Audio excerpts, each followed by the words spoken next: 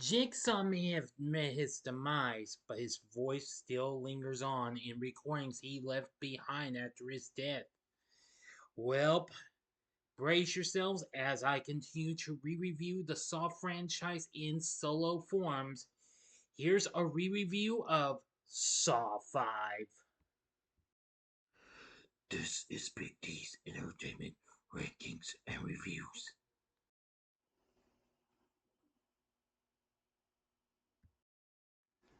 So, greetings, my fellow YouTubers, and welcome to Big D's Entertainment Rankings and Reviews. I'm the Big D, and this time around, I bring to you a re review of the 2008 horror flick Saw 5, released by Lionsgate for Twisted Pictures, directed by David Hackle in his directorial debut, from a screenplay by Patrick Melton and Marcus Dunstan. A sequel to Saw 4 and fifth overall installment of the Saw franchise. Starring Tobin Bell plus Costas Mandylor, Scott Patterson, Betsy Russell, Mark Rolston, Julie Benz, Carlo Rota, and Meagan Good. The film was released on October 24th of 2008 and still, like last time, got this big time, but still did pretty well. This time around, Agent Strom investigates the murders committed by the Jigsaw Killer, aka John Kramer. But as he delves deeper into the case, he realizes that the murders are part of a larger, more intricate plot. Meanwhile, Jigsaw's accomplice, Mark Hoffman, has been promoted to lieutenant and is tasked with leading the investigation into the murders. However, as Strom gets closer to the truth, he becomes the target of Jigsaw's traps. Now, before I go into the story, if you haven't seen my re-reviews of the other films, click on that card that'll take you to the playlist in case you might miss them or see them again. I'm seeing that these solo reviews are doing much better than my back-to-back reviews I did years back. Okay, let's get started. Convicted murderer Seth Baxter wakes up chained to a table beneath a pendulum blade. He is told that he can release himself by crushing his hands between two presses. He does so, but the blade still bisects him as someone watches through a hole in the wall. FBI agent Pierre Strom escapes from the room he was locked in by Detective Hoffman. He is then attacked by a figure in a pig mask and wakes up with his head sealed in a box that is quickly filling with water. Outside, Hoffman delivers Corbett, the kidnapped daughter of Jeff, to the police and claims they are the only survivors. Strom, having survived the trap by performing a tracheotomy with his pen, is brought out alive as well, much to Hoffman's shock. Hoffman is promoted and credited with closing the Jigsaw case. Hoffman later finds a note in his office reading, "I know who you are," and learns of Agent Lindsay Perez's death while taking Strom's cell phone from the police evidence room. At the hospital, Strom tells Hoffman that Perez's last words were Detective Hoffman and questions how he escaped the plant. After being put on medical leave by his boss, Agent Dan Erickson, Strom, suspicious of Hoffman, decides to uncover his involvement with Jigsaw and takes case files of past Jigsaw victims to research them. In an underground sewer, Ashley, Britt, Charles, Luba, and Malik awaken with collars locked around their necks, connected by cables to a set of blades mounted on the wall behind them.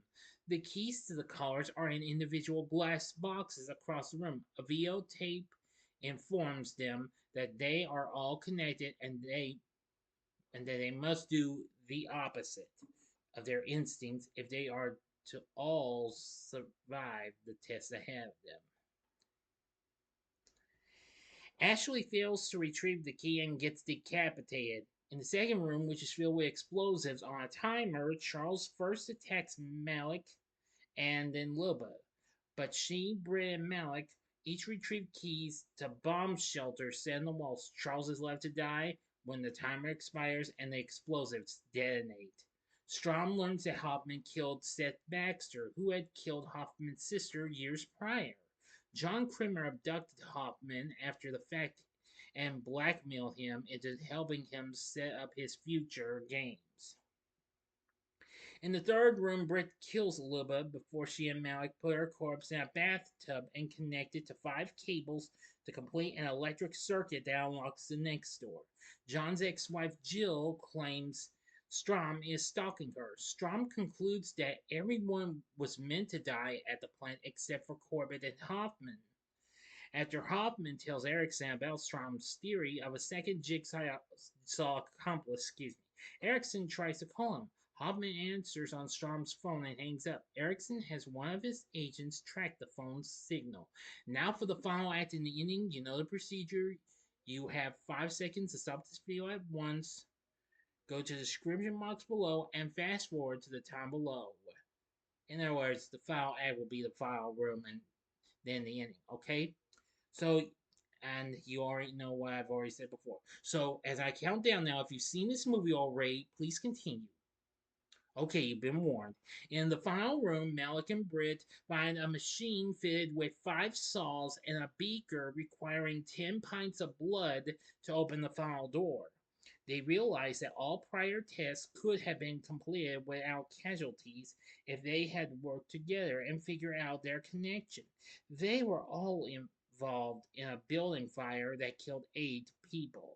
Malik and Britt concede a truce and each slice an arm in the sauce to provide the blood needed to open the final door. Following the signal to the sewer observation room, Erickson finds the phone and his own personal file. Personnel, excuse me, both planted by Hoffman. He also finds the still living Britt and Malik and calls for medical attention before putting an all points bulletin on Strom, convinced that he is Jigsaw's successor. Meanwhile, Strom follows Hoffman to the renovated nerve gas house and finds a tape in a room with a box filled with broken glass. The tape is a message from Hoffman urging Strom to enter the box, but Strom stops it short and ambushes Hoffman, whom he seals in the box. Strom believes he has finally caught Hoffman, but the doors to the room suddenly shuts itself and the walls begin to close in as the box is lowered beneath the floor. Strom finishes playing the tape, which warns him that if he does not enter the box, he will die and be framed as Jigsaw's accomplice. Apprentice. Safe inside the box, Hoffman watches as Strom unsuccessfully tries to escape the room and is crushed to death. End of story. Game over. So, what did I think of Saw 5? Well, it's slightly a little better than the last film, in ways, but not 110%. Now, I do appreciate them having a little group in the scene for the games and why, but this still, I may be changing my opinion. I don't think it's quite close as good, but almost. The film sits at a measly 13% on Rotten Tomatoes, which I can't blame them for, saying if its plot were as interesting as its torture devices or its violence less painful than its performances, perhaps the film might not feel like it was running on fumes. Metacritic has it a score 20, and audiences polled by CinemaScore gave it a C. Well, I completely understand. Yes, I think I do agree. I said the wrong thing. I will say the film's okay like the last one, but it's not that great though.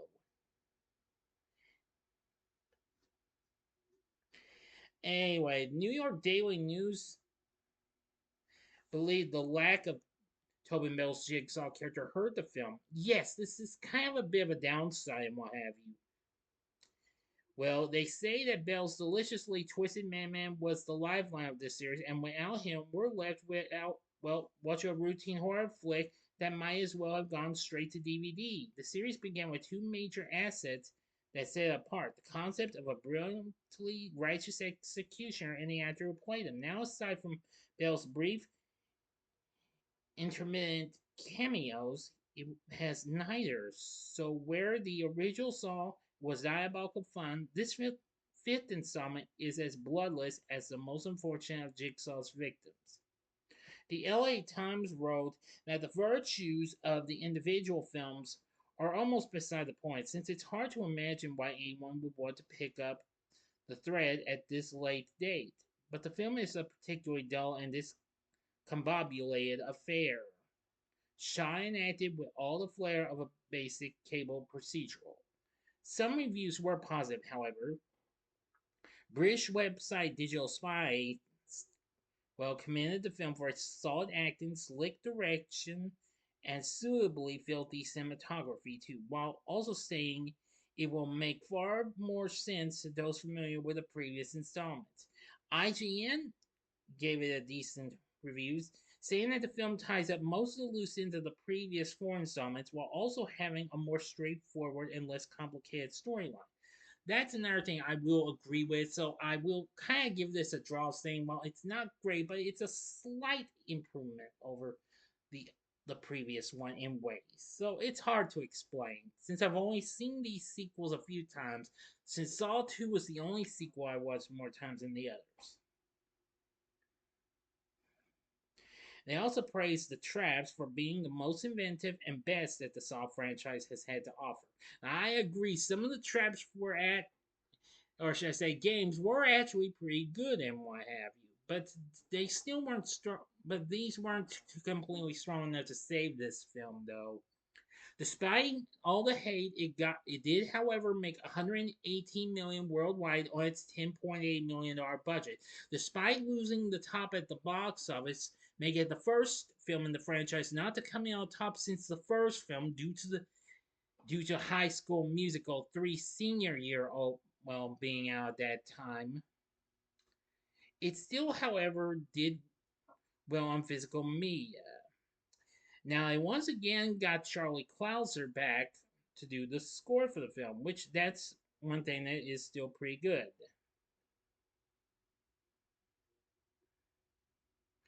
Now, upon its release, the film actually did get a director's cut on physical media and runs 3 minutes longer than that of the theatrical cut, which I do have it, and well, that made it a little fair. For our cast, we have Tobin Bell as Jigsaw, John Kramer. Of course, we don't see, much of him though, unfortunately. Costas Mandylor is back as Mark Hoffman. I will say he's good. Scott Patterson as Agent Strom. Yeah, he's fine. We have Betsy Russell as Jill. Julie Benz as Britt. They were fine. Meagan Good as Luba. Fine. Mark Rolston as Dan Erickson. Fine. Carlo Rota as Charles. And Greg Brick as Malik. And we have Laura Gorin as Ashley and Joris Jarsky as Seth. So I will say they still provided some pretty decent performances and what have you. Maybe not decent, but okay, decent performances. But anyway, yeah, I will say Soft 5 is okay. It's still not great though. But nevertheless, I will say that I gotta give it credit for what it had to offer though. The, the franchise would redeem itself though I kind of feel like this is probably going to rank on the bottom of the barrel with the last film, though. If I do a ranking one day, I don't know when, but I will eventually sometime soon. So, would I recommend Saw 5 after everything I said? Well, no. No, well, now, if you're a hardcore completionist like I am, if you got the guts and glory to watch these films despite they have a torture porn feel to them, well, then so be it. Go for it, but I would warn you, you might not enjoy this much. So, what did you think of Saw 5? Let me know in the comment section below. If you like this video, click the like button, subscribe, and be a part of the Big D Nation. Continue to help support my channel, and you know the rest.